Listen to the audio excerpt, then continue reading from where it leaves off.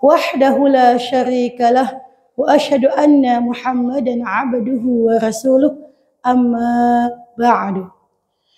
Alhamdulillah, segala puji bagi Allah yang telah memberikan kita semua rahmatnya, hidayahnya, taufiknya, kita kembali bisa berkumpul di masjid mulia ini.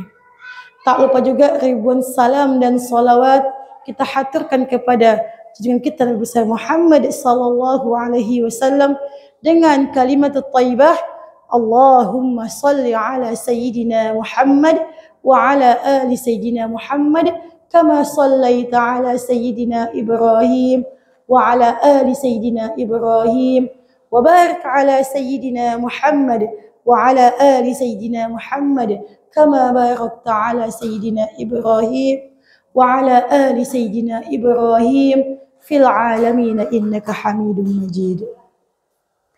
Apa kabar ibu semuanya pagi ini? Alhamdulillah. Biasa, Allahu Akbar. Seperti masih ada ngantuk atau tanda-tanda kematian dah mulai mendekati. Ini dah teman terakhir kita ini. Atau dia menikmati, menghayal kemana setelah ini. Alhamdulillah, mudah-mudahan ibu-ibu kakak-kakak solehah yang dimati Allah Subhanahu wa taala, kita tiba pada hari ini pembahasan tentang kita bertamasya ke alam kubur. Kita sudah membahas fadilah, ganjaran orang-orang yang sedang sakit, yang merawat sakit. Lanjut, bagaimana persiapan kematian? Jika ada tanda-tanda pusing-pusing kepala, kurangilah makan. Iya kan? Tapi kalau pusing ke kanan, kiri itu lain. Uang sekolah anak, SPP itu lain ceritanya. Tapi kalau ada pusing di tengah-tengah kemarin kan ada tanda-tanda denyut di tengah-tengah. Atau dia ubun-ubun segala macam, nafsu makan udah lain, pandangan mata udah sayu, suara udah lemah, udah tuh. Stop makan lagi. Puasalah. Biar teman-teman kita yang memandikan, mengkafan segala macamnya dimudahkan. Maka kemarin ada pertanyaan, Ustazah, berjam-jam kami membersihkan mayat dalam tempat mandian, tapi bersih juga. Berarti kita yang terzolimi. Maka kalau udah kelamaan, stop, tutup, pakai kapas. Pendarahan hebat, tutup. Kenapa coba? Semakin lama kita di tempat pemandian, bukankah semakin merepotkan dia? Maka mayat itu butuh kelembutan. Ini ada kasus terjadi ketika kami mandikan jenazah, Ustazah, pendarahan hebat. Kenapa? Dicongkel-congkel. Saking apa supaya bersih? Saya bilang, kesanggupan kita hanya di luar batas manusia. Di luarnya saja, jangan apa tuh langsung dicongkel-congkel. Kenapa coba? Kita aja di hidup tak segitu juga kali. Ya kan? Bahkan kita lagi puasa ini, mencongkel tempat di bawah, batal puasa kita. Ini saking katanya mau bersih, sebatasnya aja. Kenapa coba? Karena tentu ada adabnya juga. Maka jika dah memandikan, masih keluar juga, tetap tutup, bawa. Jika masih kain kapannya berdarah-darah, perlu diulang? Enggak perlu. Karena kita manusia, betapa repotnya kita yang masih hidup. Cuman tentu bukan berarti kematian seperti itu mati yang su'ul khotimah. Enggak. Bisa jadi memang ada penyakit ilmiah dalam tubuhnya. Yang namanya sakit diabetes, pendarahan, atau yang meninggal dalam keadaan melahirkan, tentu keluar darah terus. Hanya saja kita yang masih hidup, husnuzon. Mudah-mudahan kematiannya mendapatkan keberkahan dari Allah Subhanahu wa taala. Siap, kita masuk kepada bab tamasya ke alam kubur.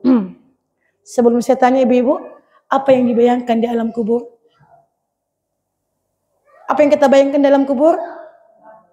Gelap, terus sempit, terus cacing. Tapi harganya ada peti matinya itu terbuat dari kaca, tutup segala macamnya. Dari mana cacing itu masuk? Terus apa lagi? Kesepian. Tetangga kita ada samping, kiri kanan, depan belakang. Apalagi? Kok ngeri? Kita ada beberapa tahun ini nggak ada mati lampu di Pekanbaru ya. Saya ingat kakak saya ketika beberapa tahun lalu saat nelpon beliau, Pekanbaru sudah mati lampu total. Kita kalau mati lampu tengah malam apa yang terjadi? Gelap gulita. Apalagi yang fobia gelap, fobia sempit, itu terbayang tuh kayak dihimpit atas paha kiri kanan. Apalagi kita akan mati tuh. Berapa meter kuburan kita luasnya? 1 kali 2. Itu alhamdulillah masih bisa, kadang cuma 1,5 meter. Kita dibayangkan masuknya, dibayangkan panjang udah tutup. Udah dimasukkan, ditindih lagi dengan kayu segala macam supaya kuat, tambah dengan tanah. Kira-kira berapa meter ke dalam itu? Mungkin ada yang pernah nonton film-film yang dimasuk ke dalam peti mati, dikubur, nggak bisa bernapas, atau ada yang pengen mencoba pengalaman masuk ke kubur, gak usah lama-lama, 1 menit aja, itu langsung kumat asma. Maka ini akan kita bahas, apakah sudah selesai ketika meninggal dikuburkan, selesai tanggung jawab dia? Belum tentu. Bismillahirrahmanirrahim. Tamasya kita ke alam kubur. Ibu, kita kalau ke tamasya ke Padang Panjang, ke Bukit Tinggi, apa yang nampak? Masya Allah. Kalau ke ke Bandung, apa yang dibayangkan? Puncak. Kalau ke pantai, apa bayangkan? Lautan yang luas, langit yang biru. Jadi kalau kita puitis itu cukup waktunya, mengalir kata-kata puitis. Tapi tamasya ke alam kubur, apa yang terjadi? Tamasya ke alam kubur udah dijelaskan oleh Allah lisan Nabi Muhammad SAW, dan sebuah hadis mengatakan, suatu hari Rasulullah mengiringi mayat seorang kaum Ansar. Mungkin belum selesai digali tanahnya, Rasulullah duduk. Para sahabat ketika Rasulullah tidak berani mendekati. Ada gundukan tanah digalinya, kemudian menatap ke langit. Menatap ke langit. Digali lagi sampai 3 kali. Kemudian Rasulullah menatap ke sahabat. Apa kata Rasulullah? Minta tolonglah sama Allah dari azab kubur. Apa doanya? Allahumma inni a'udzubika min azabil qabr. Semuanya, Allahumma inni a'udzubika min azabil qabr. Ingat nggak siapa yang meninggal anak Nabi duluan sebelum Rasulullah? Anak Rasulullah yang meninggal duluan.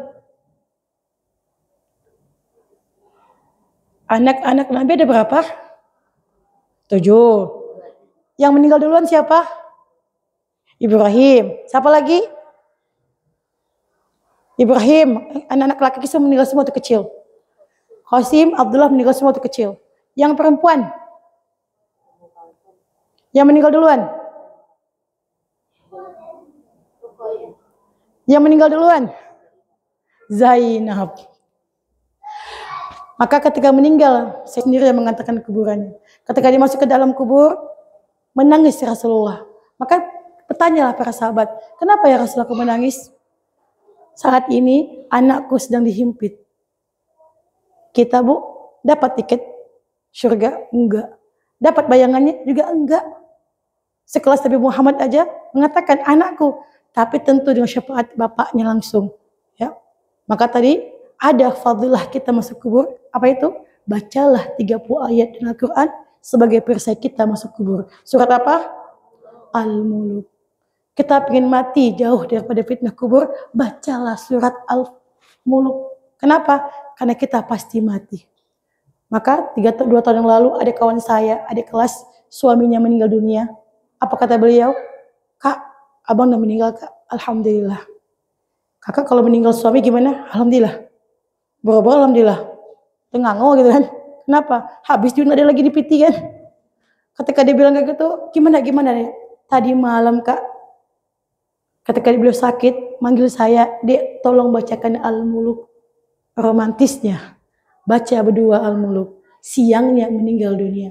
Dan anak kak hakul yakin beliau tidak diazab. Sebab apa? Perisai fitnah kubur. Mungkinkah itu akan dia baca kalau bukan menjadi amalannya tiap malam? Mungkinkah akan dia baca kalau dia nggak pernah pegang Al-Quran? Maka dari 30 juz Al-Quran tak sanggup kita hafal, hafalah minimal 30 ayat dalam Al-Quran. Surat apa? Al-Muluk. Karena kita semuanya calon-calon mati. Maka saya buat sekolah ibu-ibu, sekolah apa namanya? Madrasah Ahsanul Banat untuk kaum perempuan. Dari anak SMA, kuliah, dosen, ibu rumah tangga, dan nenek. Membaca wajib setiap malam surat Al-Muluk. Itu dia tuh, BFA. Angkat tangan. Wajib membaca apa? Surat Al-Muluk. Sebab apa? Kita nggak tahu siapa yang dulu meninggal di antara kita. Dan kita punya amalan. Dan amalan itu kita butuh kawan, circle yang saling mengingatkan. Betul? Kemudian Allah mengajarkan kepada sahabatnya, bacalah doa, Allahumma inni a'udzubika min azabil qabr. Nah, maka apa yang terjadi ketika meninggal kita? Keadaan pertama, kematian seorang muslim. Kematian hamba yang mukmin. Sebelum meninggal, masih ada kain nggak kita, Bun? Masih ada kain? Boleh saya minta kain sini satu? Ini saya membaca kisah ini, Bun, ya Allah, mudah-mudahan saya diantaranya gitu kan. Karena indah sekali. Sama sejadah.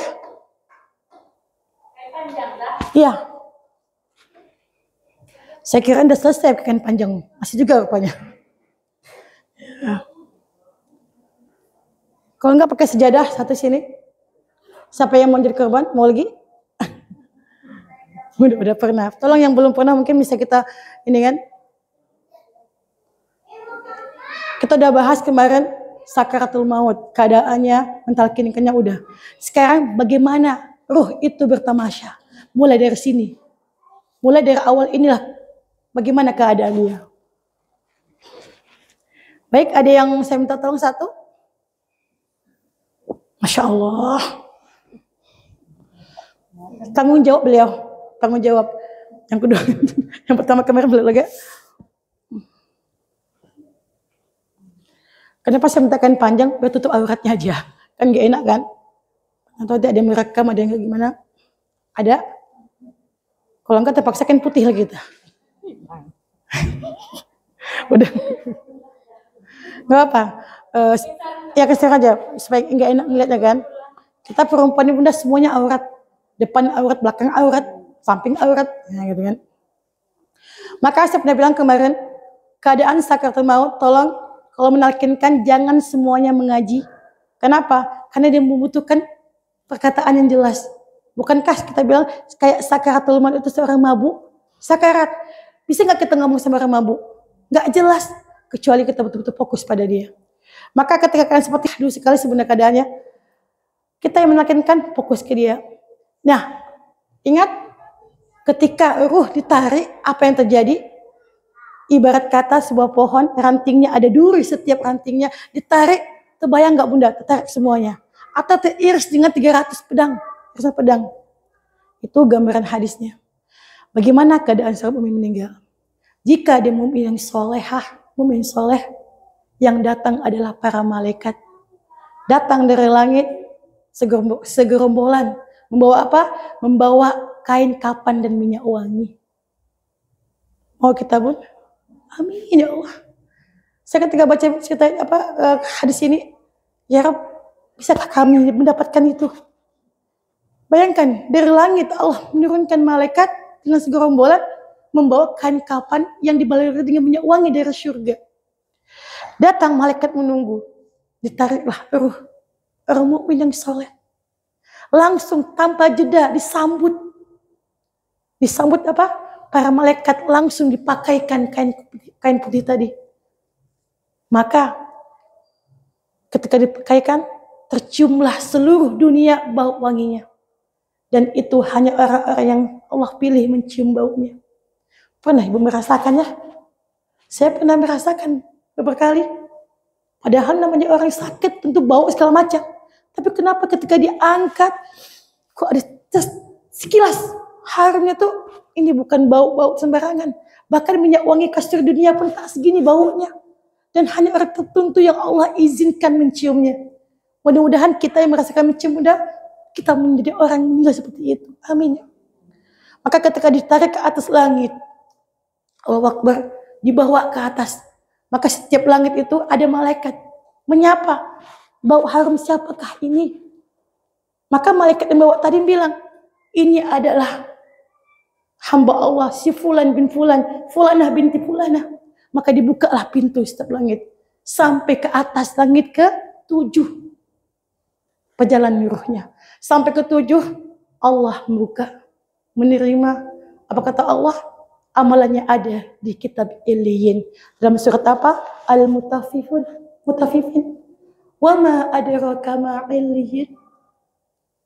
Kitabum markum, kitab yang khusus untuk amal orang saleh.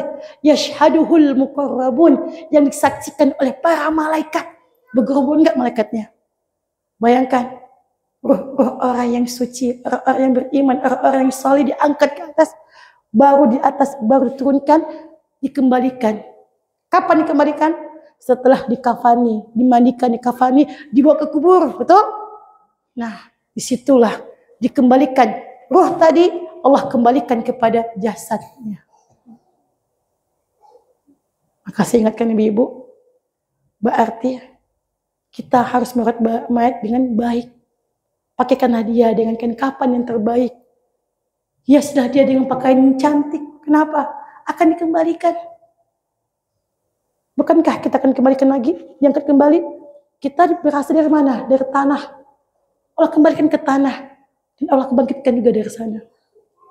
Ketika orang sudah selesai baca talqinan, terdengarlah suara apa? Suara kaki melangkah pergi. Maka ruh kembali ke jasad. Apa yang datang? Malaikat Munkar dan Nakir. Udah kenal kita ibu sama Munkar dan Nakir? Kalau kita hafal gampang. Tapi bukan itu yang bisa kita hafal. Datang Malaikat Munkar, kalau orang yang soleh, yang solehah, tak banyak pertanyaan. Sebelum pertanyaan ada sampai mengatakan siapa Tuhanmu? Tak perlu lagi, kenapa? Dia ahli zikir. Mau bertanya ke malaikat, apa kitabmu? Dia ahli Quran. Bagaimana dengan yang tidak baik? Nah, maka ada pertanyaan, kita buka, marapuka, tak perlu kita hafal, kita amalkan selama hidup di dunia ini. Selesai itu apa lagi? Selesai pergi Munkar dan Nakir, datanglah sosok laki-laki. Dalam hadis mengatakan, yang tampan, yang ceria, yang wangi, segala macam lah, yang indah.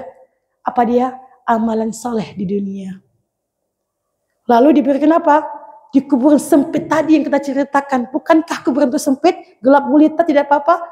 Dengan izin Allah, Allah berikan hamparan dari surga. Kemudian pakaian dari surga.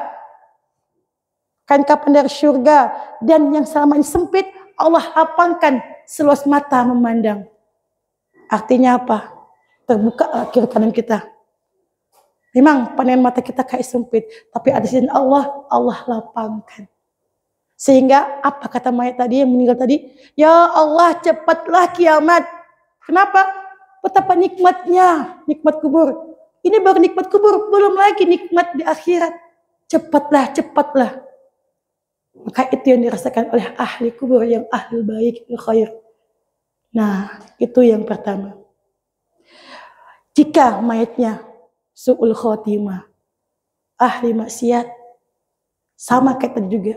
Di arah kepalanya datang malaikat, tentu dengan wajah yang bengis, bergerombolan, dengan wajah yang kasar, membawa apa termasuk pakaian yang gak enak dipakai oleh kulit kita dari neraka. Bun, kalau kita bayangkan neraka, api kompor aja di rumah, kita letakkan di atas tangan itu sakit. Apalagi pakaiannya Allah siapkan dari neraka.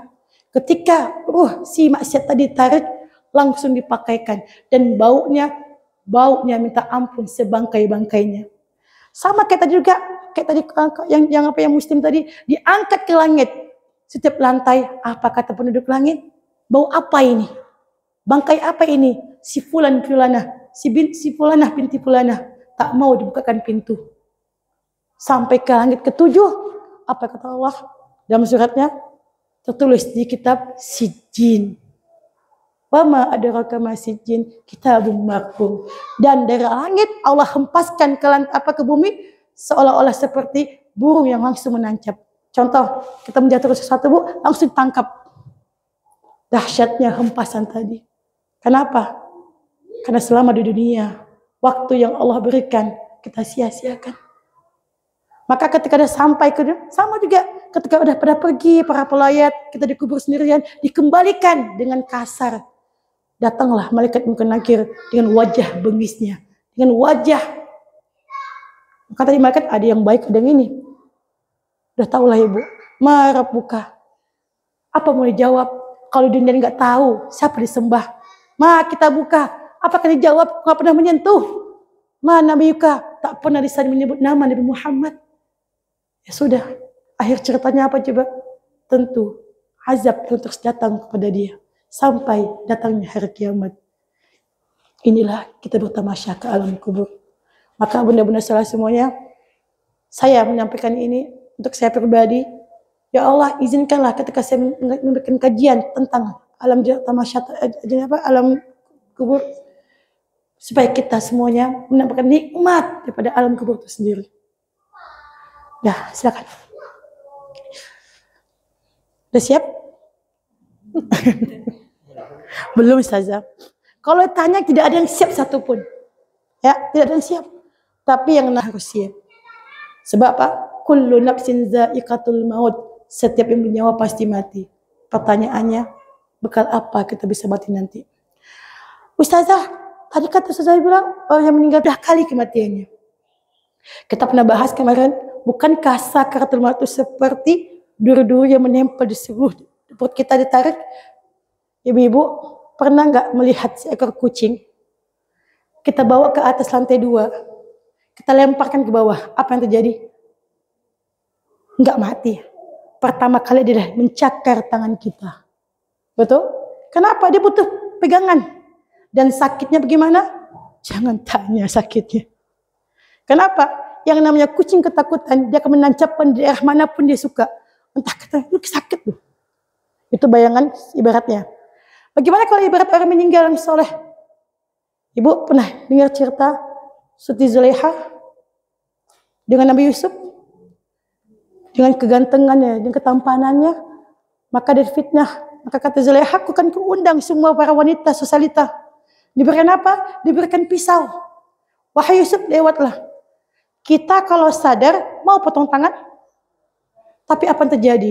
Lewat Nabi Yusuf, tangan mereka berdarah-darah, bercucuran darah. Kalau bercucuran itu sedikit apa bertetes-tetes. Kalau sadar, mau kita potong tangan kita. Tapi karena melihat gantengnya laki-laki dari surga, ya Allah, terpotong tangan. Begitulah ibarat kalau orang yang meninggal dalam husnul khotimah, sakit betul. Tapi apa? Nikmat yang Allah berikan lebih besar dari apa yang dilihat. Maka tadi, betul. Maka bunda jangan bayangkan, orang yang mati ketabrak, nggak merasa sakit. Kita nggak tahu. Itu hal-hal gaib. Yang jelas, mau mati kayak mana pun juga, Allah sudah memberitahu sakitnya sakaratul maut seperti diiris atau ini. Bahkan Rasulullah sendiri ketika mau meninggal kehausan, panasan. Nah, maka itulah gambaran sakaratul maut. Hanya saja Allah punya hak vetonya. Kita minta doalah terus bunda, jangan pernah putus. Allahumma hawwin alaina fi sakaratil maut wan najata minan nar wal afa minal hisab. Kenapa coba? Karena enggak ada untungnya kita di dunia ini kecuali apa? Bekal kita pulang kampung akhirat. Baik, ada pertanyaan? Silakan untuk bab ini. Silakan.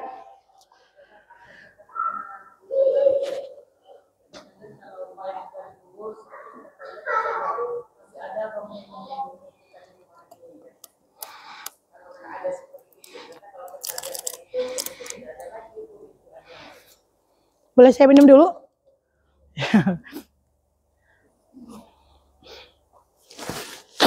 Bismillah. Yang kembali ke rumah. Pertanyaan kan, apakah bunda bisa ketemu sama ruh yang mati? Masa sih? Gak bisa ketemu yang mati? Terus meninggal dia. Terus apalagi kalau mati yang gantung diri? Bayangannya gantung diri aja. Atau mati kena bunuh. Tempat bunuh itu kayak dia berhantu aja. Atau dia mati ini kembali ke rumahnya. Apalagi baru meninggal, 7 hari itu masih di rumah aja dia. Ibarat kata ibu punya kucing gak di rumah? Ada punya kucing gak? Kucing kita hilang. Selama seminggu apa yang kita rasakan? Masih ada rasanya. Kenapa? Karena kita udah sama dia udah kayak kawan gitu kan. Ada kucing, mata kita aja ngeliat. Itu ada bulu kucing segala macam. Udah biasa itu. Hanya saja, betul apa tidak, orang yang udah mati balik ke rumah lagi. Atau Seorang istri pesan ke suaminya, "Bang, kalau aku mati, datang kau bang. Kenapa? Jangan nikah lagi bang." Ada gitu. Meninggal istrinya. Suami boleh nikah lagi, walaupun tanpa idah kan gitu. Menikah, datang istrinya di rumah. Mungkinkah itu? Hebat kali dia. Bisa terjadi atas izin Allah. Suatu ketika, dua sahabat ulama zaman dulu bercerita, ente kalau mati duluan, ingat aneh ya. Oke. Kalau aneh duluan, ente ingat aneh ya. Pokoknya gantian lah. Meninggallah sahabat ini, dikuburkan. Yang sahabat si aneh masih hidup nih, nggak tepati janji gitu kan. Berapa hari kemudian apa yang terjadi? Ketemu dalam mimpi. Kok nggak bilang tahu sih bro? Maaf bro, baru bisa ketemu. Kenapa? Nikmatnya alam kubur.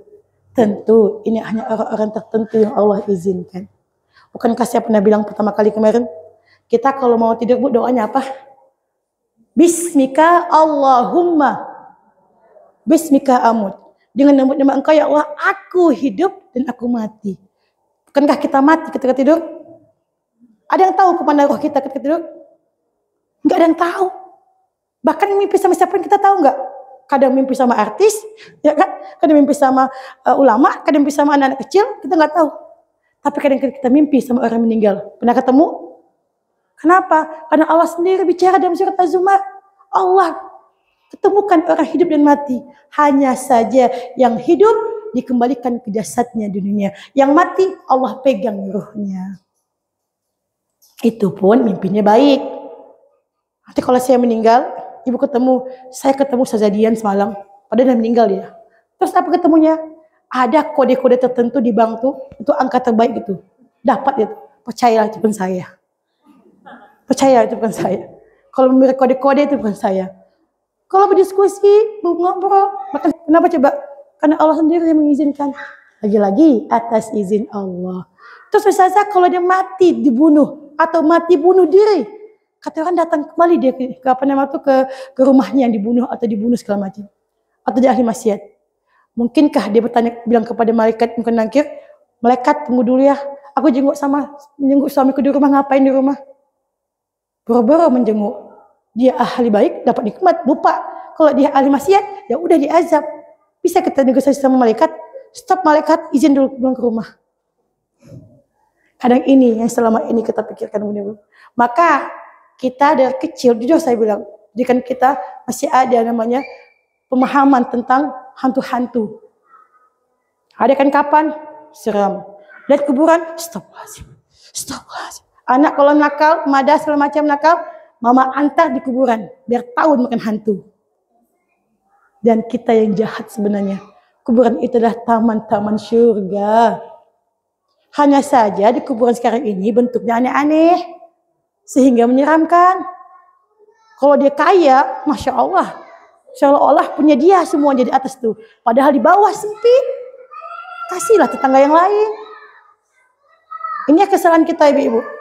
Maka saya senang ke kuburan tuh, apalagi punya pemerintah itu rapi, tak boleh macam-macam. Coba kalau punya kita penduduk masyarakat biasa, ada yang tinggi tingkatnya 3 rendah segala macam, ada yang cuman rendah sekali, nanti ada yang dipagar seolah kayak bos, kayak sebuah raja. Padahal kita sama. Lihat itu pemakaman umum yang ada di Palas, indah kelihatannya, seragam semuanya. Hanya saja dalamnya berbeda-beda keadaannya. Nikmatkah dia atau azab yang dirasakan? Maka menjawab pertanyaan Ibu Epa tadi, apakah jadi kembali ke rumah atau enggak? Satu, kita terbawa suasana. Apalagi teman hidup semasa perjuangan, teman sekamar, teman sebantal, suami, orang tua, masih terbayang ustazah, muka ustazah, masih terbayang itu senyumnya. Ya wajar, wong kucing mati aja seminggu kita masih terbayang, apalagi yang puluhan tahun bersama kita. Tapi kalau kita orang muslim, yakin, mintalah sama Allah bisa bertemu kembali. Lewat apa? Lewat mimpi. Baik, ada lagi? Silakan. Dalam kubur kita selamanya sampai hari kiamat itu kita diazab terus atau memang tidak ada azab kubur? Nah, bagaimana keadaan sang jenazah tadi dalam kubur? Apakah selamanya diazab atau selamanya kasih nikmat? Dunia ini adalah mazra'ah. Apa mazra'ah, Ibu? Pertanian. Seibarat pertanian tergantung kita. Kita mau pupuknya pakai pupuk yang bagus, pupuk yang biasa. Kita mau nanam kita sayur-sayuran biasa atau durian segala macam, tergantung kita. Maka ad-dunya mazra'ah. Dunia itu sebagai hamparan tanaman. Kapan kita mati? Alam kubur. Maka tadi ibu semuanya, apa yang kita kumpulkan di dunia, ada bawa mati? Enggak. Tapi yang anehnya, pekerjaan dunia hingga lupa tentang akhirat. Contoh aja. Contoh apa? Waktunya sholat, lah. Yang jualan lontong pagi-pagi, subuh ada. Ngaji, nanti ajalah. Padahal yang kasih rezeki Allah bukan. Kenapa enggak kewajiban kita sebagai hamba dulu kita kerjakan? Yang jualan siang, nantilah, mumpung masih ramai. Kenapa kita kerjakan tugas kita sebagai hamba Allah, sholat dulu, baru kita lanjutkan jualan. Karena Allah kasih rezeki. Maka tadi, ad-dunya mazra'ah, dan petiknya kapan? Di alam kubur. Nah, apakah selama nikmat ataupun azab kita rasakan? Jelas di hadis tadi menunjukkan satu, jika dia ahli khair, kenikmatan selama-lamanya. Maka doanya apa? Cepatlah kiamat. Kenapa? Tak tahan rasanya betapa banyak nikmat. Bayangkan ibu, pakaian, kain kapan, semuanya dari surga. Hamparan. Saya bilang, kita kalau baca tentang surga, jannah, dalam Al-Quran diceritakan sungai yang mengalir, burung-burung segala macam. Tak terbayangkan. Bahkan sekarang ada kartun kayak surga. Ketika aja di Google, kartun surga. Itu indah suasana. Padahal itu luar daripada iblis kita. Lebih indah lagi. Itu dia. Kalau azab, jangan tanya. Tak sempat kita keluar, Bu, dibalik lagi. Tapi saya kan pasti, kalau diajab kita doang kan gak sakit. Sekarang saya tanya, Ibu, kita manusia, tubuh kita dari apa? Dari kulit. Kalau kita tampar sama kulit, sakit gak? Sakit, berulang-ulang, tetap sakit. Dan Allah kembalikan rasa sakit, dan jangan tanya. Maka kalau kita bahas masalah alam kubur, alam akhirat, tak berani luar ke rumah, Bu. Tak berani kita buat ngotak segala macam. Kenapa coba? Kaki kita udah sebelah masuk ke kubur. Sebab alam dunia udah tak lama. Contoh, Bu Epa sekian berapa tahun usianya? 51, kalau ikut now. Tapi apakah ada yang tahu? Bisa di 63, bisa jadi sebelumnya dia meninggal. Maka tadi ibu-ibu, pesan saya, carilah kawan, sahabat yang takut tentang itu tidak akan membuat kita menjadi kawan yang jahat. Sebab apa coba? Kita berteman dengan di dunia, juga di alam kubur hingga akhirat. Kadang-kadang kita ngomong, doain saya ya tetangga kita alam akhirat. Pertanyaannya, kita masih ngota, kita masih jahat, masih gibah. Mungkin kita kawan? Tentu tidak. Maka tadi, kalau yang ahli maksiat sama. Maka tadi, apakah selamanya akan diazab? Tergantung keluarga yang ditinggalkan. Maka kalau anak Adam meninggal, terputuslah semua amalannya kecuali 3 hal. Pertama, anak yang soleh. Kedua, sedekah jariah. Ketiga, ilmu yang bermanfaat. Maka tadi ibu, jika kita sudah meninggal, tak ada yang kita bisa buat apa-apa lagi kecuali 3 hal tadi. Maka kita tahu si A ahli maksiat, kita bisa kirimkan Al-Fatihah. Kita kirim amal soleh. Seperti apa coba? Kita sebagai anaknya, maka ibu, saya adalah salah satu anak dari orang tua saya yang gak punya harta. Tapi saya berusaha mengirimkan amalan saya. Kenapa? Bukankah anak soleh dan solehah mendoakan orang tuanya? Maka saya bangun sebuah sekolah, sekolah tahfiz. Biar setiap lisan anak-anak saya mengaji sampai juga ke kakek neneknya. Kadang-kadang kita sombong hanya untuk kita aja, enggak. Kita bisa baca Quran, bukan untuk kita aja. Kedua, orang tua kita juga.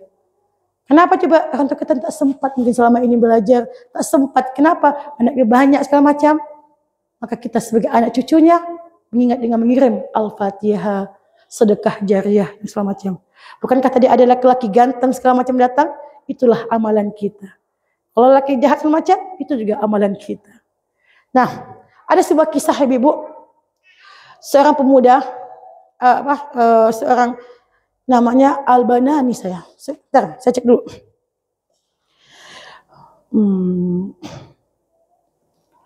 Jauh kita nih.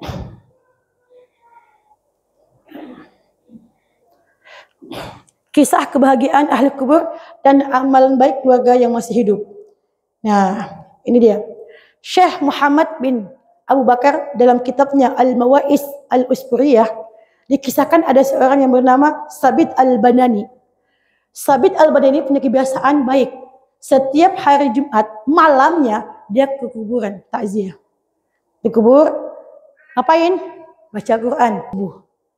Ibu berani baca Quran? Berani kalau siang. Kalau malam langsung gini. Kenapa? Di otak kita selama ini, apalagi di Indonesia, ibu-ibu, kuburan itu menakutkan.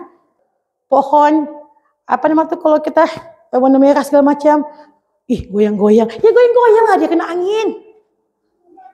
Terus hawanya gak enak. Nama juga di kuburan. Hanya saja tergantung kita. Maka tadi Sabit Al-Banani punya kebiasaan.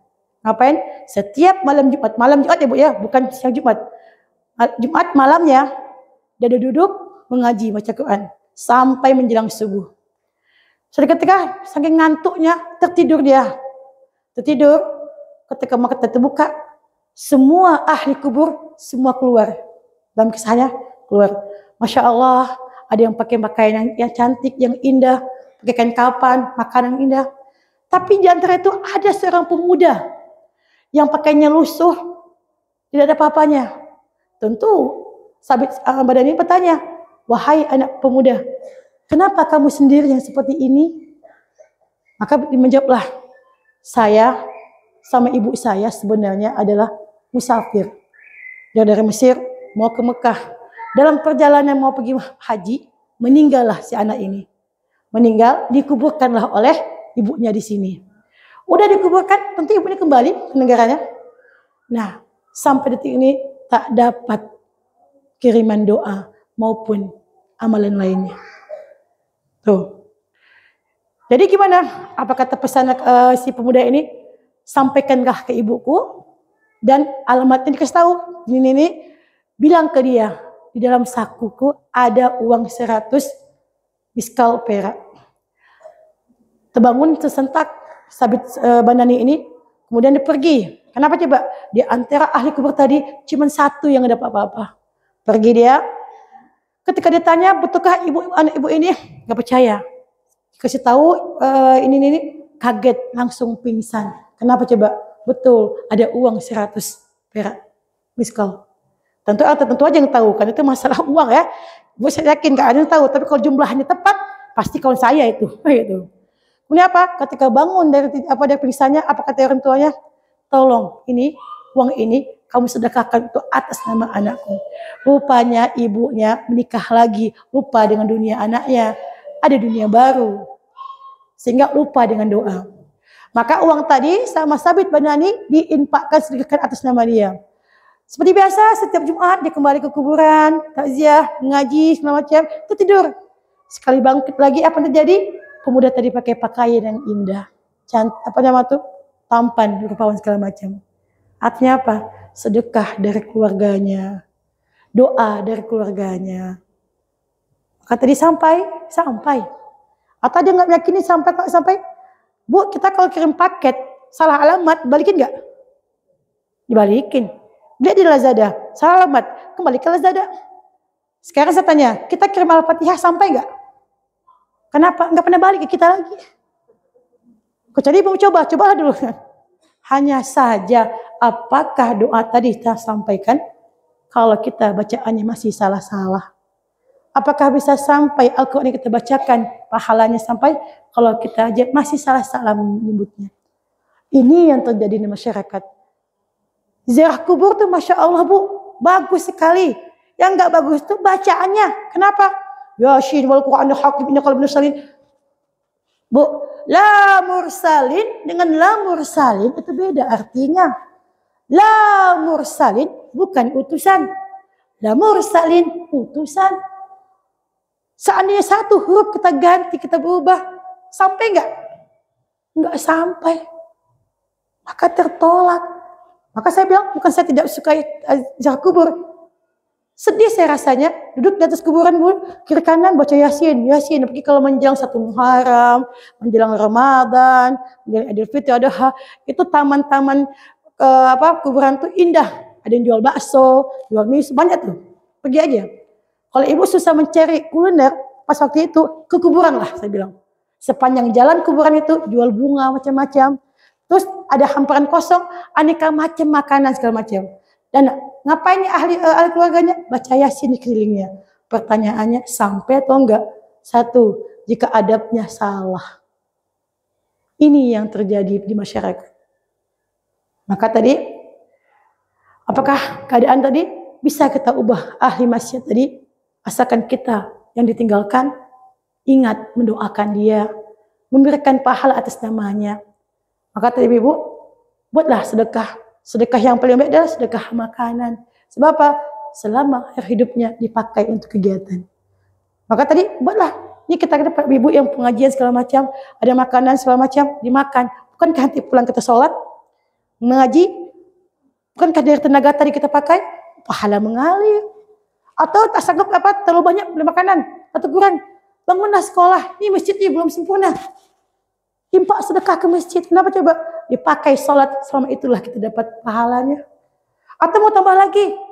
Tuh, saya kalau untuk Al-Quran, saya bilang stop. Jujur, kalau untuk Al-Quran, stop. Kenapa coba? Biayakanlah guru Al-Quran, bukan Al-Qurannya. Sebab Al-Quran udah banyak di mana-mana, tak terbaca. Maka saya buka rumah Quran, ibu, ketika ada yang mau narik Al-Quran, saya tolak. Kenapa? Orang yang Al-Quran kan ingin baca. Tapi kita beli, letakkan aja siapa yang baca. Lebih baik, duit itu kasih beras, belikan beras, kasih kepada guru Al-Quran. Maka tadi, buatlah sedekah seperti itu. Dan sedekah pun harus pintar. Lihat mana yang sekolah-sekolah yang sangat membutuhkan. Mana sekolah-sekolah yang masih sangat membutuhkan masalah fasilitasnya, bangunannya, segala macamnya. Lebih bermanfaat lagi. Selama dipakai untuk pengajian, untuk kita agama, mengalir pahalanya ke mereka. Mengalir kepada mereka. Dan kita yang ahli kubur tadi, mendapatkan rahmat, mendapatkan kado-kado terindah. Baik, ada lagi silakan. Ada pertanyaan tentang ini?